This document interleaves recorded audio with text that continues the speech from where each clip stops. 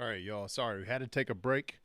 Lawn guys showed up here at the B&B that we're staying in to cut some grass, and I'm getting dusted with pollen. I had to take a break and go in, and so which was nice, and um, which also is very coincidental. There's a train, there's a passenger train that runs through here.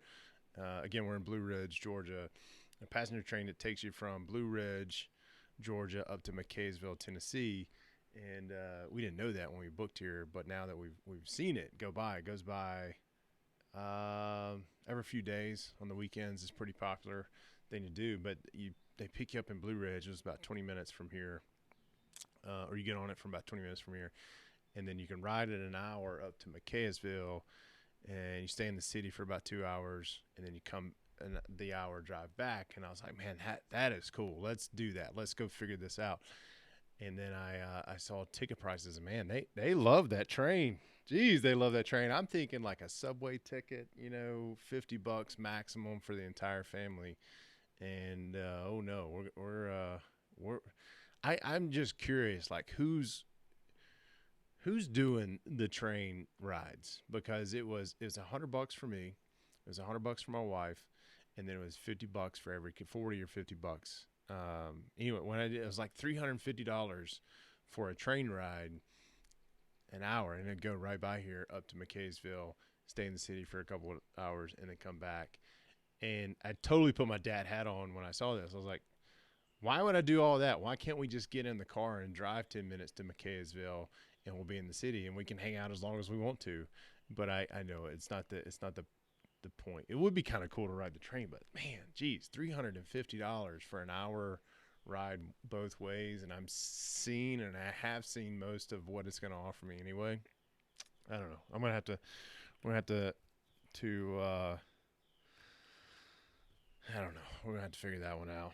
I think I figured it out. I don't think it's gonna happen until maybe the kids get a little older. But give me a chance to get inside, let the grass cutter do his thing. Train went by simultaneously, so that was kind of cool. I want to talk to you guys about what do we want to talk about? We've got a couple of different things. Oh, one thing. So they get the grass cut here at this B&B, and so let's talk about that for a minute. Give you some ideas on what makes a great host, or what I think makes a great host for a B&B, and we get to see both sides of it, as being not only a host. My wife has now been a super host for 6 or 7 quarters in a row. I don't know. I don't know if we got the last one, because we actually stayed at our house more than a few days. We got some birds chirping really loud right here, so hopefully you're getting those sounds of nature. But anyway, um, tips that make a great host, a great experience for your guests. Not necessarily a great host, but a great experience for your guests is make sure you're listing. We've stayed at a lot of places over the last couple of years, and the ones that we enjoyed the most were ones where expectations were set properly. I know folks who, and we've experienced it, right, as guests, and they will hire a photographer, and man, those photographers take those pictures and they get in Adobe or whatever they're using and really doll the place up, really talk, really dial it up. And I get properties get worn out, right? And if you're not doing the proper maintenance and proper cleaning, properties get worn out. Um, and so, what reason why I'm talking about this, bringing this up, is we've been here at this location for 2 weeks now. Cabin's great. We've had no problems whatsoever, except for the trash doesn't get picked up. Now, we got here 2, 3 Sundays ago. Notice when we got here, the trash cans, outside trash cans were full. We are in bear country, or animal country. There was a little bag sitting on the front porch a couple of nights ago, and it ended up in the front yard with everything in it. I think it was actually a dirty diaper we had to go pick up. But the trash cans are full outside. When we arrived, we let the host know, hey, the trash cans are full. What do we need to do? And they're like, oh, well, they're picking up on Tuesday, so no, they'll be there on Tuesday. They didn't show up on Tuesday, and we let them know. And they're like, well, they'll be there. They're coming around. We've talked to them or whatnot. And so this past Tuesday came by, no trash pickup. And so now we had 4 or 5 bags sitting out here on the patio, but in the afternoons it's getting kind of warm, and it's starting to smell a little bit. So I didn't want to put it outside on the ground because I know some animal's going to get into it, and I don't want to be picking up trash, nor do I want to litter. And so I took them and I put them. The downstairs bathroom we're not using that much, and so I went and put them in the shower of the downstairs bathroom and turned the fan on. And we hey, Mr. Host or Miss Host, trash can still be picked up. So we got confirmation last night that they're supposed to come today to pick up the trash. It's getting kind of late in the afternoon. We'll see. They haven't come yet. We'll see. So, but what makes a good host or a good experience for your guest is setting proper expectations when they book, right? Be truthful about your listing. Be truthful and transparent about what they can expect when they arrive, right? Expectations are set. And then communication on top of that, after the guest arrive, when they arrive, while they're there, just making sure you're communicating with them in a proactive manner and a reactive manner, responding quickly. And I think that's one of the things for a superhost is if you respond quickly, that's what helps allow you to get that superhost status. So, and when I say quickly, we were messaging about this place is on well water, and there was some issues with the water that they fixed. I mean, they got it right on it, or they didn't necessarily get right on it. We messaged them, in like a day or a day and a half went by, and we're big water drinkers, right? And we have our own filters that we bring with us, the countertop filter you put in. And so that wasn't that big of a deal, but,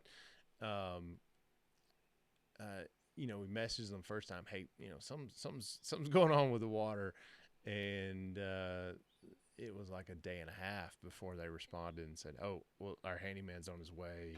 He'll be there, tomorrow or this afternoon or whatever it was. And so that was a little frustrating, but that's one of huge communication.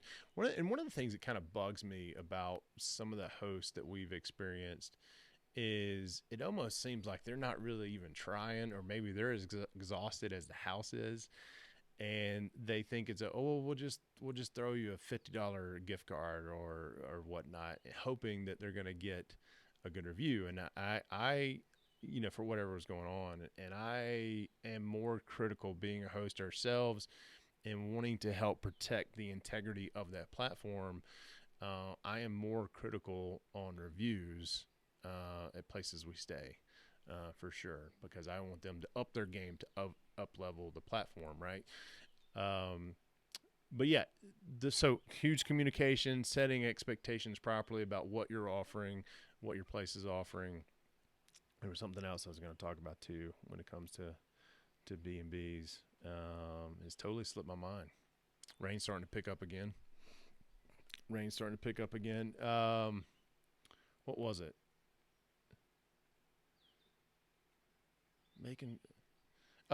So some of the things is going to make a great experience for your guests. Sleeping, comfortable beds, comfortable linens, is going to could make or break an Airbnb. There's places where, and I can almost sleep anywhere, but my back getting a little older. I did get readers this week because I've noticed when I'm sitting down at night in my phone, and I've got my phone right here, it's really hard to read. I'm having to hold it way out here to read the thing. And so I am getting a little older. I've had back problems for almost 2 decades now, and I can tell when I don't sleep on a comfortable mattress. But that is one of the things. If you can make a guest comfortable when they go down or lay down and sleep, get a good night's rest with a proper mattress, pillows. Pillows is a big thing. Now we travel with our own pillows just because I love having my own. But you show up to a B&B and they've got nothing but flat pillows that, you could stuff 4 of them into a pillowcase and you still wouldn't have a full pillow. Don't do that. And you got to replenish this stuff. You got to replenish. I just noticed I was doing our expenses this morning, or trying to catch up on some bookkeeping. That's a whole nother topic. I absolutely hate bookkeeping, taxes. Taxes I hate just mainly because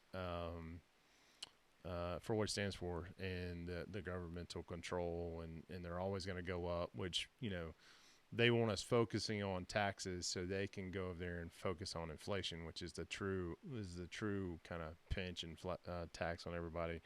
But nevertheless, to say, I was doing some bookkeeping this morning and noticed my wife had ordered some additional pillows and pillowcases prior to us leaving for our BnB. So you got to replenish this stuff. And the cleaning part, I'll say this: I think there's you got to have a great cleaner. We've had some of the best. We've had some luck. You also need a backup. We've had some issues where we had one cleaner. She did great, and then she was doing great. She was with us for 6 months or so, and then she moved off, but she had been training somebody for a while to take her place, and we just said, okay, we'll use her. And I was telling my wife, I said, well, we don't really know a whole lot about her. Let's try to remotely get some people in there to interview and whatnot. And she did that, and luckily found somebody and had that backup cleaner. So it was not our primary one, but we would give her a job every so often just to kind of keep her fresh and set, not like an NFL quarterback backup where they just never play, right, unless somebody gets hurt. But give them a job every now and then, and to keep them warm. And then in this case, our cleaner showed up, and our primary cleaner showed up and messages us and says, "Hey, the house is too filthy. I'm not cleaning it. You're gonna have to get somebody else to do this." And A, I don't think the house was that filthy. B, that was a day where the folks checked out at 10. We had somebody else coming in at 4. And so luckily our backup cleaner was able to go over and fix that or resolve that, get it clean. And ever since then, she's been our primary, and she does an amazing job. But I think it helps too, especially during busy seasons. Properties are going to get tired. They're going to get worn out. You got to stay on top of making sure towels. Man, we spend a lot of money on towels. They just get ruined, right? They get used. That's what they're there for. But one of the things I think we've picked up on the last couple of years is we need to, and I would suggest you do the same. Is there are 3 times, I guess, 3 times when you need to go the extra mile and deep clean your BnB. And the first 2 are pretty easy. It's at the beginning of the busy season, and it's at the end of the busy season. You want to do a deep clean. And when I say deep clean, I'm talking about sealing the floors, right? You have your cleaner come down. They're wiping down the ceiling fans. They're dusting the blinds off. They're vacuuming every nook and cranny, and they're also wiping down the baseboards and whatnot. Now, all through that season and all through, you have guests. They're also going in there and they're doing some touch-ups and paint and little light maintenance too. Ideal Cleaner will do that for you for sure. But the third time to do a deep clean is if you have somebody who does an extended stay, like with us. Now, we're not like when we go places, we try to stay 2 weeks, a month, maybe even longer. And I know when we leave, it's just going to be dirty. It's, it hasn't had that frequent weekly cleaning or, every time somebody checks out, and it's going to be a little bit dirtier, right? So beginning of the busy season, at the end of the off season, or at the end of the busy season, beginning of the off season, and anytime you have a guest that has an extended stay, say more than 2 weeks, maybe a month, right, is when you want to do that. All right, I'm going to wrap this up. Guys, I would love to know what tips and tricks that you have to make a B&B's guest experience amazing, right? Or what questions you have. I didn't go into a whole lot here. Again, I want to keep these relatively short, 15 minutes or so. And I want to hear from you. What questions do you have about being a B&B host, living the nomad life, whatever. Let me know. Text me 205-249-0248, or you can email me, j@w2capitalist.com. And I don't know why I started there. I'm going to give it to you one more time. j@w2capitalist.com. It's JAY at w2capitalist.com.